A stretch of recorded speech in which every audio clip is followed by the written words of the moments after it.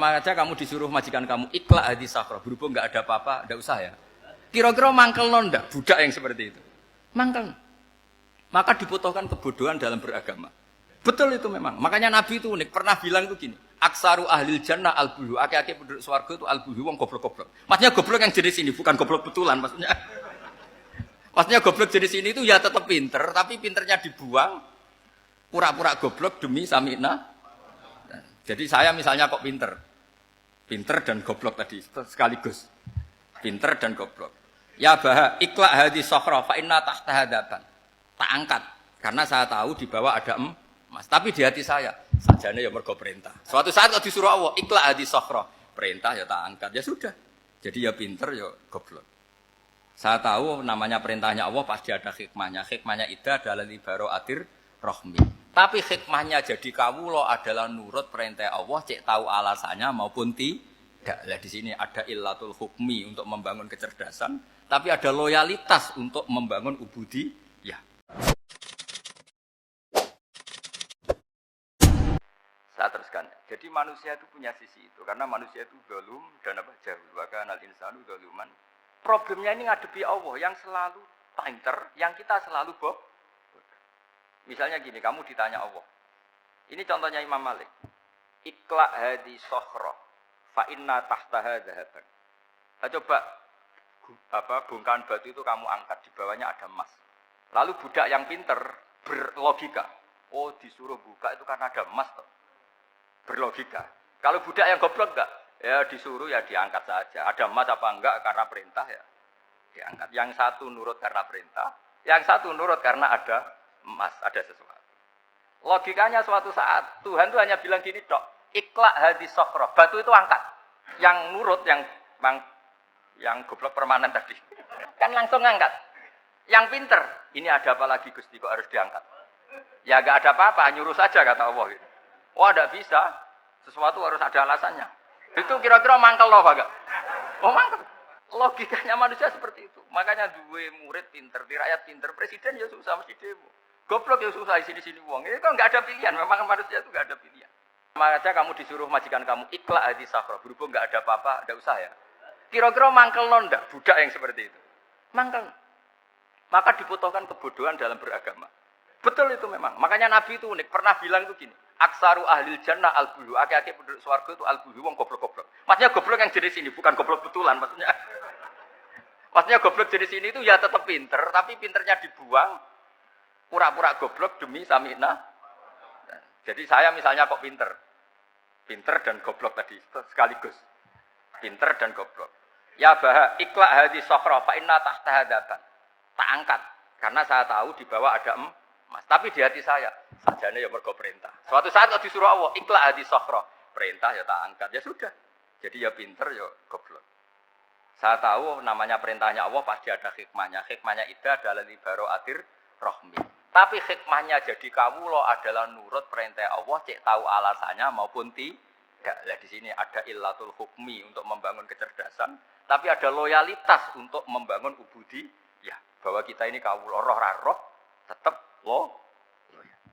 Makanya tadi pagi saya cerita Sayyidina Umar. Sayyidina Umar kayak apa cerdas? Tapi tetap ubudi ya.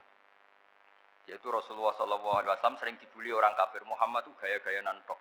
Wong ora oleh nyembah berhala, ora oleh nyembah watu, jebule ini nyembah Hajar Aswad. Karena dilihat dari jauh kan tetap nyium Hajar Aswad. Coba kalau kamu lihat dari jauh, kamu sujud dari jauh kan kayak sujud sama batu. Makanya Sayyidina Umar karena orang kafir masih cara berpikir gitu, tiap nyium Hajar Aswad itu komentar gedumel. Alim tu annaka hajarun la tadurru wa la tanfa. Walau la anni ra'aitu Rasulullah qabbalaka ma qabbal.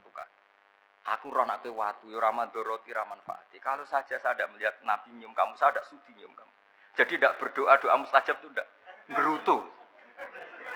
Karena apa? Umar tahu ini masalah secara tauhid. Kalau saya doa di depan Hajar Aswad nanti dikira syirik. Karena berdoa di depan batu. Tapi kalau saya tidak nyium, nyulayani sunnah Rasul, yaitu nyium Hajar, wis tengah-tengah, nyium sambil gerutu. Itu sudah kompromi. Ya nyium tapi gerutu. Kayak apa? Makanya ya cerdas tapi ya goblok tadi ya cerdas. Itu uniknya Rasulullah. Jadi muji orang pintar ya sudah langit. Tapi Nabi pernah dalam satu hadis mengatakan aksaru ahlil jannah Al-bulbu, aki-aki penduduk swarga itu orang bodoh. Artinya orang bodoh itu bukan bodoh betulan. Dia meninggalkan akalnya demi loyalitas ubudiyah. Nah, untuk menutup sesi ini terakhir betul, tak tutup setelah ini selesai.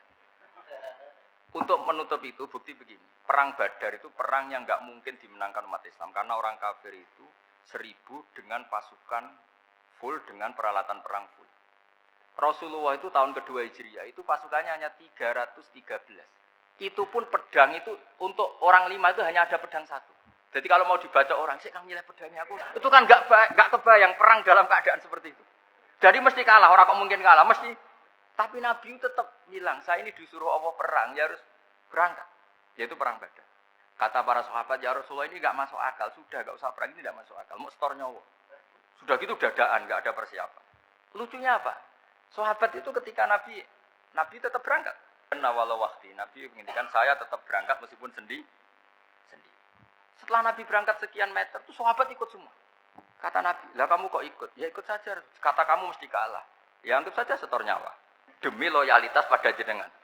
Itu makanya nggak ada periode sebaik periode sahabat. Tapi yang gerutunya jalan. Karena gerutu ini bawaan ilmiah. Makanya kita loyal sama presiden. Tapi yang nggak cocok ya gerutunya jalan. Tapi bawaan mencintai Indonesia tetap jaga stabilitas. Itu bawaan cinta Indonesia, bukan cinta pejabat yang kadang. Gerutunya jalan. Tapi bawaan loyal sama Indonesia tetap mengaku. Bawaan loyal sama Rasulullah tetap ikut perang. Bawaan akal karena nggak masuk akal ya gerutu. Dan itu uniknya Quran itu mengapresiasi itu dan dianggap nggak masalah. Saya bacakan ayatnya. Kama akhrajaka rabbuka min baitika bil haqq wa inna fariqam minal mu'minina lakarihun yujadilunaka fil haqqi ba'dama tabayyana ka'annama yusaquna ilal mauti wa hum yanzurun. Peristiwa Badar ada peristiwa kamu itu keluar untuk perang. Sahabat kamu ngikuti, tapi mereka lakarihun, enggak senang sebetulnya. Karena enggak masuk akal. Setelah mereka mendebat kamu dalam kebenaran. Jadi ya Rasulullah wong perang karuan kalah jenengan lakoni alasane nopo? Lah kok melok? Ya saya harus ikut jenengan Nabi. Kalau orang sekarang mana mau, kalau enggak masuk akal enggak mau melakukan. Coba misalnya istri kamu belajarnya dikurangi. Anggap saja petualangan latihan hidup di masa lalu. Enggak mau. Padahal petualangan itu hal yang indah. Petualangan itu kan hal yang indah. Kan enggak mau. Oh ngirit aja alasan. Tapi lucunya kalau dijak camping bermiskin-miskin di hutan mau. Karena karena PDW. Tapi tak suami yang ngongkon. Ayolah seminggu ini kita model miskin. Anggap saja petualangan masa lalu. Enggak mau. Karena pinter. Apa? Coba kalau bodoh. Ya ngono ya apa-apa mas. Tapi resikonya nak bodoh. Pas kamu sakit ya dibiarin. Karena dia melihat sakit kan biasa. Namanya manusia. Jadi makanya ini pilihannya susah hidup itu masih susah.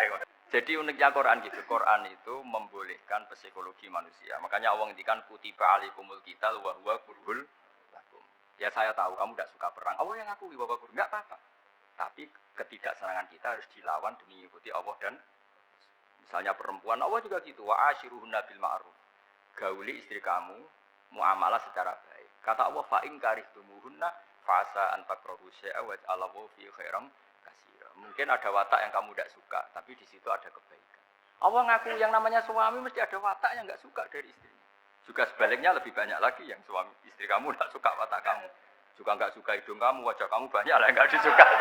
Tapi demi kestabilan negara suami istri ini, mereka loyal, justru itu bagus. Maka jagalah ilmu, juga jagalah loyalitas.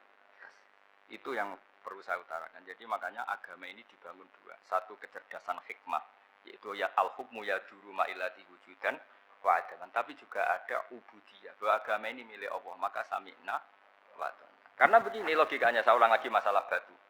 Iqla' hadis sokhra fa inna tahta adaban. Terus saya angkat.